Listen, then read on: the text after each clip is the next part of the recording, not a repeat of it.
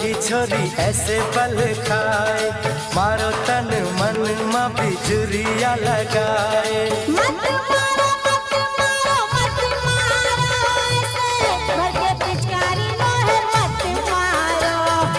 मत मारो मत मारो मत मारो ऐसे भर के पिचकारी मोहे मत मारो।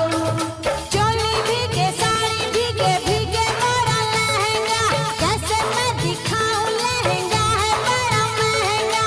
झनकारो झनकारो झनकारो बड़ा प्यारा लगे है तारो झनकारो। मत मारो मत मारो मत मारो ऐसे भर के पिचकारी मोहे मत मारो।